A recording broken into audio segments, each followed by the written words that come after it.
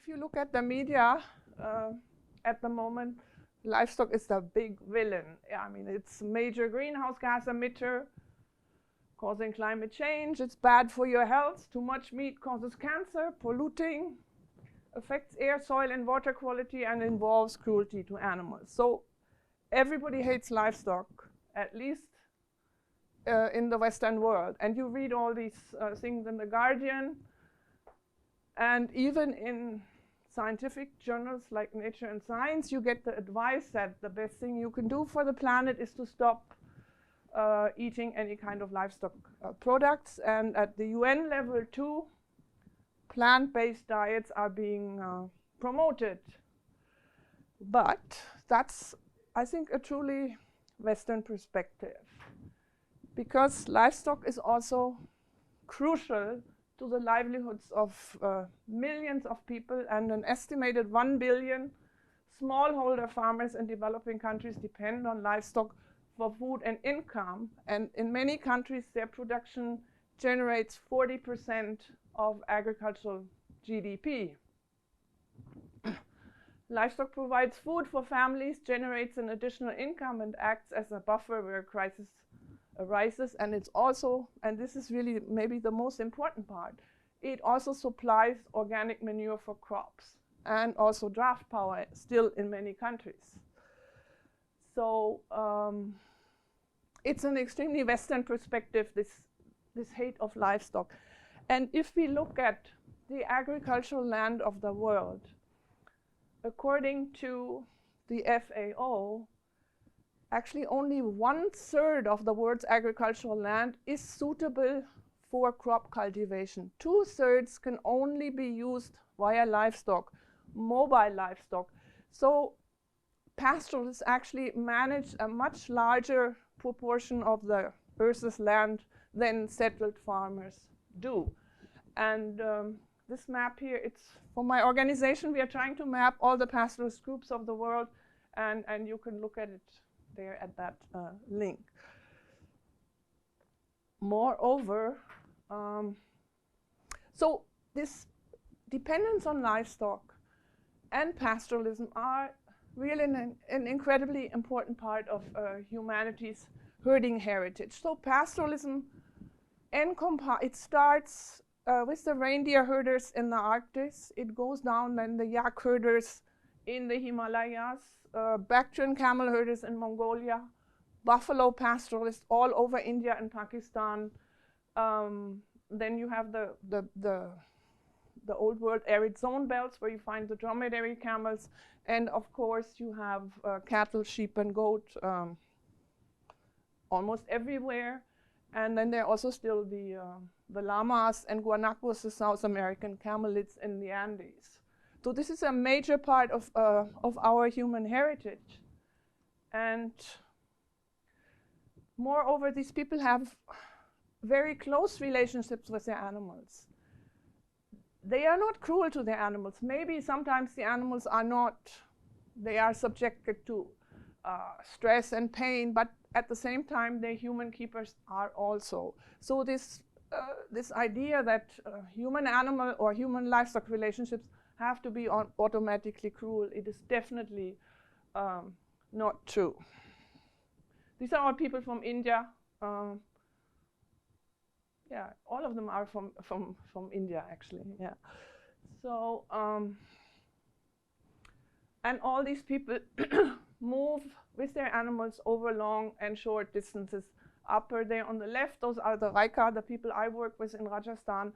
They are shepherds, but they transport all their belongings while on migration on camel's back. These are buffalo herders. They move up and down the Himalayas. In the summer, they're up in the alpine pastures. In the winter, they're in the foothills. These cattle are from Kutch in western, in Gujarat in western India. And then on the left, you also have sheep transhumans in Spain, which is very important there. And I want to go also start from the local. So the Reika pastoralists of India are the people I've worked with for the last 32 years. After going there on a research fellowship, I was really attracted by their basically by their close relationship with their camels, which I found fascinating. Be a veterinary doctor, and I'd left the veterinary field because I couldn't identify with the way they were working. And these Reika, so they have their identity is based on their association with the camel. So they believe, or they used to believe, that the first Reika was made by god Shiva to take care of camels. And so out of that myth of origin, they also feel a really, or felt, a big sense of responsibility for the welfare of their camels. And when I first came there, I was really struck by the way they were utilizing camels. So they had these big herds of camels, but they were not using them for meat. That was absolutely taboo, that even mentioning that idea. They were not selling the milk. They were not selling the wool. They had a taboo on selling female camels. So one was really wondering why do, or I was initially wondering, why do they have these big herds? And the answer is that they were actually breeding male camels as work animals. And that also kind of explains this taboo on slaughter and on selling female animals, and selling the milk as well. Yeah, so this is one of our Reikas, and it's a male breeding camel, which are supposed to be really vicious, but they are still very, very close. So, so the Reika, they manage their camels on a mixture of, on kind of a mosaic of different types of land. In the summer, they go into the Aravalli Hills, into the forest, where they graze on a wide variety of plants. And during the rest of the year, they are moving around mostly on harvested fields and browsing on the acacia trees in those fields. According to traditional knowledge, the camels forage on 36 different species. It's actually more than 36, but 36 is kind of a magic number. Everything is 36. So, and all these plants and trees they have medicinal importance. They're known in Ayurveda, and so we believe that this really affects the quality of the milk. One example of a plant that they're eating is the Indian globe sizzle. I mean, it's this horrible sizzle which goes about like to this height, and it comes up on fallow fields, and the farmers absolutely hate it. But then the camels move in, and they love those sizzles, and they convert it into really sweet milk, really sweet. So they are de-weeding the field, and at the same time they're also manuring it. So by herding camels over that land, it's a way of getting a second crop out of the land without any inputs. I mean, you don't need any fossil fuels, nothing. They just contribute, basically. Yeah, so this milk is super sweet and healthy, and it's traditionally drunk out of a leaf cup. And the Reika really strongly believe in the value of that milk, and so do I. And so what they do in principle is they transform that biodiverse vegetation, anything, shrubs, trees, lichens, vines, thistles, directly into highly nutritious food rich in phytochemicals, powered only by solar energy. And the point is that this is a way of producing food without that stage of a monoculture. Now, if you grow crops, you always put mostly a monocrop in there, and this is direct conversion of biodiversity into highly valuable human food. And we are also giving the milk in order to create income for the camel herders. We are also giving away some of that, the milk for free to tribal children, and so on. Yeah. And yeah, and this is our dairy. It's a very small dairy, but it has a local impact. Actually, the camel population in Rajasthan, it's at the verge of extinction. there's been a reduction of about 90% from 1.5 million to probably like less than 200,000 now in the span of from the mid-1980s to now. Currently there is, so when the Rajasthan government realized that the camel population was going down, and the camel is also part of the identity, the tourist attraction of Rajasthan. So they thought we have to do something, and they first they declared the camel state animal, and then they put a law in place which prohibits the slaughter of camels and also the export out of the state. And this was actually what made everything a lot worse. And currently the milk is basically the only source of income, and that's why we set up this small dairy where we ship the camel milk frozen all over India, mostly to people with health problems, diabetes, and a lot of our customers are parents of autistic children because the camel milk is good for many autistic children. And we also make specialty products. We make really good feta, camel feta and cheese and so on. And but because the market is limited, we also, with the help of donations, buy camel milk, which we can't sell, but which we can distribute for free. And it makes a huge difference. So this is the local situation. And now I want to go a little bit in the global picture. And I'm showing mostly pretty pictures here. But all the data and, I mean, the references are in the book. So it's not just pretty pictures, but it's easier to understand that way. So pastoralism has a lot of advantages. It goes with the flow and it adapts to availability of resources, and livestock can also help sequester greenhouse gases. I'm just now trying to debunk all these things that are the bad things that are being said about livestock. Livestock can coexist with wildlife very nicely. In fact, where I live in Rajasthan, next to a nature reserve where leopards are being protected, it's the livestock that's the main diet of those leopards. Livestock is also essential for nature conservation, and this has been very much realized in Spain, where the traditional transhumans is being revived, thanks mostly to the initiative of this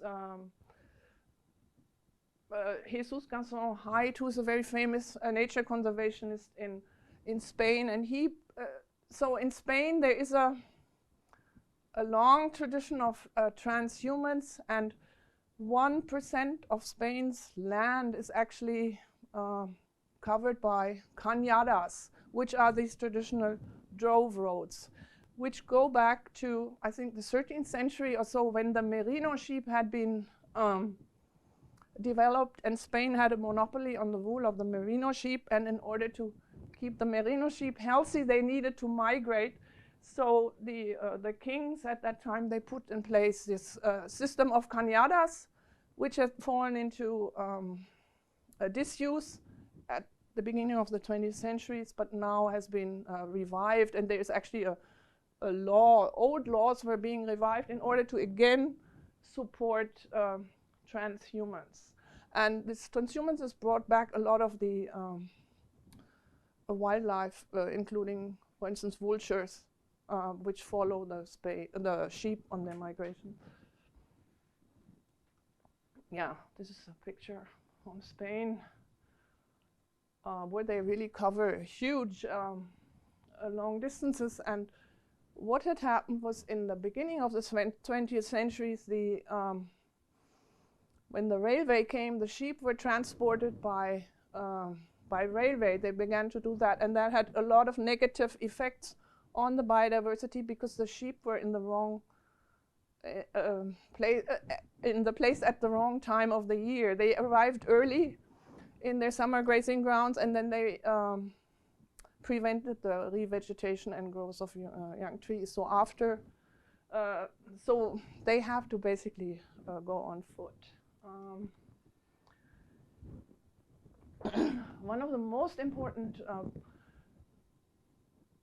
aspects of pastoralism, at least in India, is the fact that they provide organic manure. And these systems where farmers get pastoralists to keep their flocks and herds on their fields overnight is spread throughout the country. And the farmers often, they pay the shepherds for that, either with money or in kind. And these pictures are from the Deccan Plateau in central India, and there actually the manure is the largest source of income from keeping sheep, even though the meat prices are also high. But the manure is a major resource and has been totally overlooked by everybody. Yeah, so again, I mean, pastoralism is animal welfare friendly, and animals in pastoral systems actually have longer lifespans than in the wild and in industrial systems. At least the female animals do. So if we look at livestock, we have different systems and a range of systems.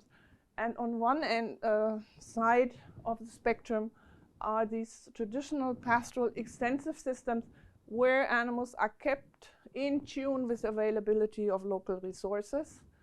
And then at the other end of the spectrum, you have these industrial systems where huge numbers of animals are amassed in one place, and the feed is brought in from maybe the other part of the world. And because you have so many genetically similar animals in one place, it means you can only keep them healthy by giving them antibiotics. So livestock is not good or bad. It's a question of management. Yeah. So these are some of the myths about livestock that are being promoted by the people who hate livestock. So they say livestock take up too much land, and if we would stop eating meat and dairy globally, farmland could be reduced by more than 75%. It's absolutely not true, because on so much agricultural land, nothing else can happen than mobile livestock keeping. Secondly, this is also a direct quote from Science magazine article. Livestock produce only 37% of our protein and 18% of our calories. So livestock is not there to produce calories. For that we have sugar. I mean, there's plenty of calories in the world, but there's not enough protein. And livestock are one of the most efficient ways of converting fibrous vegetation into protein. So on one hand, livestock can cause global warming through greenhouse gas emissions, but it can also help sequester greenhouse gases and produce enormous amounts of food based on solar energy alone. Then there's that thought, all livestock keeping involves exploitation and animal cruelty, but actually under human care, livestock can have a much better life than in the wild. Yeah, so another thing is always said livestock guzzle so much water, but actually in water deficient areas, food can only be produced by means of livestock. And again, about the meat, it's a big question. I mean, eating red meat, people always focus on red meat as being bad for you, but I think it's probably a lot better than so-called white meat. Because the white meat comes out of these intensive poultry systems. And the one at the bottom, that's the point I have the biggest issues with, because this is what is promoted by the animal science establishment, which says that efficient, high-yielding breeds are in the public interest, as they enable low-cost access to animal-sourced foods and take up less space than extensively kept animals. And it's true, they produce cheap food. But high-yielding livestock kept in large holdings are a major threat to global public health, as they require the routine use of antibiotics, are a driver for deforestation that leads to the emergence of zoonosis. Now I want to say a little bit about India. So India is a very densely populated country and has comparatively small land mass and a huge number of people. Nevertheless, India is it's the largest exporter of sheep and goat meat. It's the largest milk producer, and it's also the 4th largest exporter of bovine meat. At one time, it was actually the biggest exporter, but bovine here means buffalo. It's not cattle. It's mostly water buffalo. And there are estimates that more than 70% of its meat and more than 50% of its milk are produced on common pool resources in traditional systems. So that's a major, it shows you the major importance of maybe not specialized pastoralism, but keeping animals on locally available vegetation.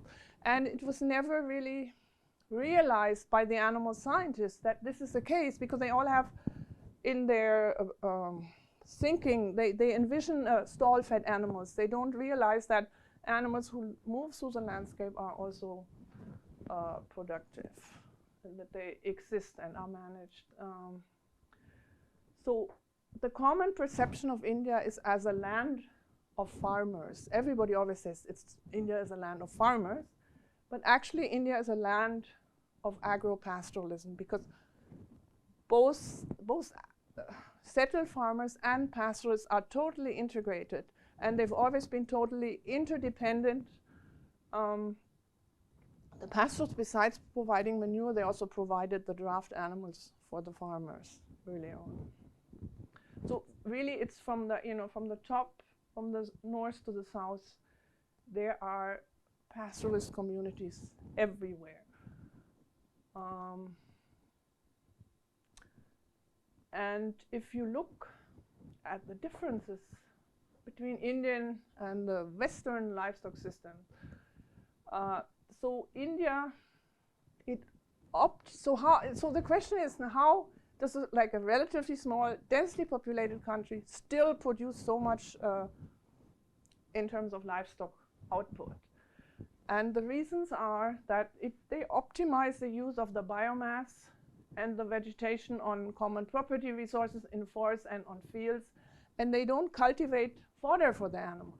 That's a very tiny proportion of the land that's used for that. And they also have types of livestock that are extremely resilient, that they don't need a lot, they can cope if there's fluctuations in availability of feed. So if there's no feed for a while, they can cope, they lower their metabolic rate and they adapt to that situation. There's a circular economy there, and what's very important also is that animals and herd intelligence are taken serious. So pastoralists actually, it's not the humans who decide when it's time to migrate. It's usually the animals who show that they want to move now. And then people, they listen to them and they realize it's time to move now. And so this is a totally different relationship between humans and animals than we have in the Western model, where animals are just very often just looked at as objects. So I realize, I mean, in England it may actually not be quite as bad as I'm putting it here. But I know in the Netherlands and in the US, it is very bad. So in Europe, generally, 80% of the protein that is being fed to livestock is actually imported. It all comes from Brazil, 80%. So that, they eat the protein, and then there's a manure, and you have all these nutrients accumulating in the soil. And you may have read about the farmers in the Netherlands. No? There is a call for drastically reducing their numbers, and it all has to do with the soil quality and too much phosphorus in the land. And then these high performance animals, they also must have really regular, nutrient-rich, standardized diets, and they actually very often they consume more protein than actually comes out of them. And there's a very interesting statistics from the FAO showing that in the US, twice as much protein is fed to livestock than you get out of them, whereas in countries like Ethiopia and Kenya, you get, I think, 2 or 3 or even more times of protein out of the animal than it's being fed to them. So, so what is being projected as modern animal science, it's actually destructive of protein. So now I've expanded on all the good points of pastoralism. So why then is pastoralism, you know, always projected as something being marginal and something outdated, and that they should be settled and stop it? So there are actually, I think, 3 different reasons.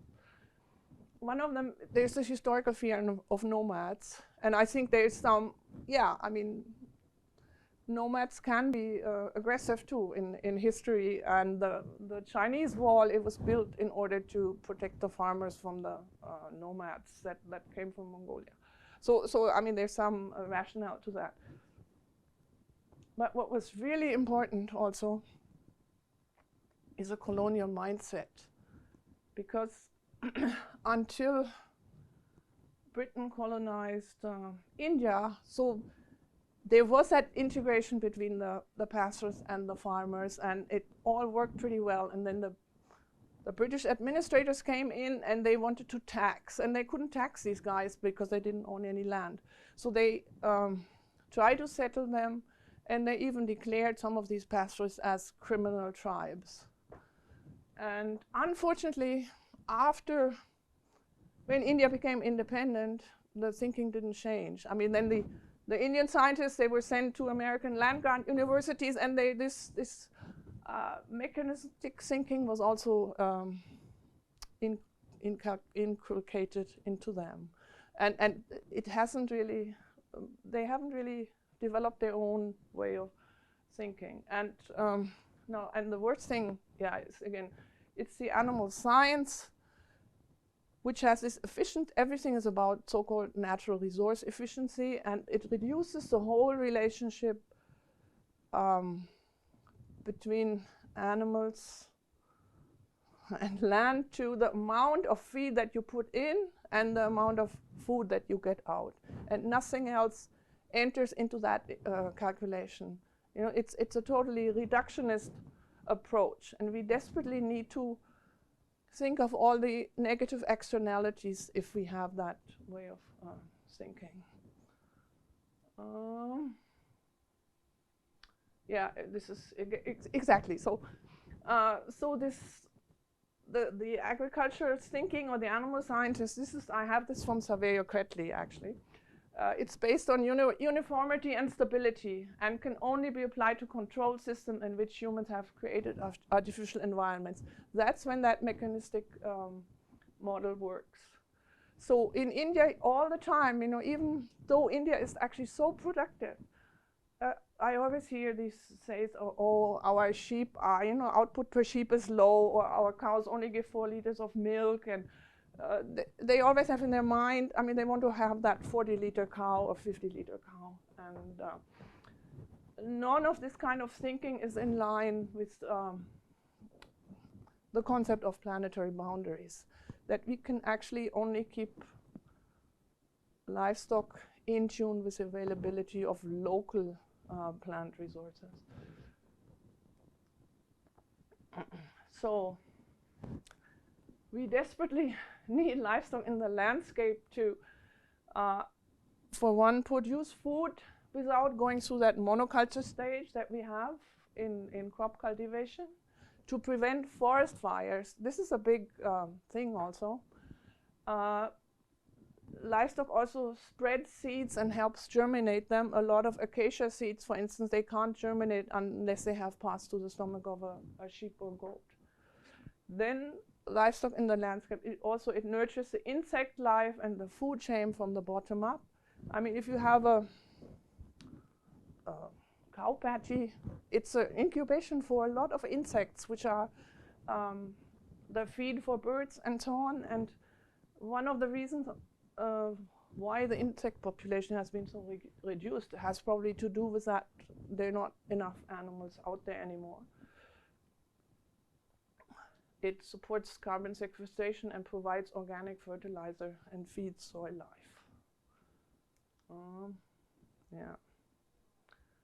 So what we can learn from pastoralists, I actually think we have to go back. I mean, the basic principle is that plants they have that ability of photosynthesis, so they accumulate the energy. Animals and humans don't have that, so they have to move around from one plant to the next to feed themselves. And if that doesn't happen, the plants, they keep growing, and they're not broken down, and that's actually what's leading to forest fires. And I know in the western US, it's a huge business now, goat grazing to prevent forest fire. So the basic concept is that plants are fixed and animals move. And in our modern industrial systems, we have reversed that system. We have sedentarized the livestock, and we transport the feed from the other end of the world. So the basic principle to bring livestock back on track is to reverse that system and keep the livestock moving. And here, that's where we can learn a lot of things from pastoralists who treat animals as co-creatures. They listen to them, they respect their intelligence, and when the livestock, the herds, give them a hint of what to do next, and they follow it. They keep livestock moving, they keep animals in herds that resemble kind of the natural social constellations, all female animals with one male animal. They know them individually. They emphasize resilience and reliability over performance. They go for diversity rather than uniformity. So a pastoralist never wants a herd that's composed of exactly the same animals, because that makes them more sensitive to disturbances. You need different types of animals in order to be able to cope with different kinds of disturbances. And of course, pastoralists are very flexible. So, yes, already I was saying this already. So this is a fundamental area that has to be reversed. Animals were made to move, but we have sedentarized them like plants and move around plants to feed them. We need to let animals move to plants to revert a fossil fuel powered system into a solar powered one.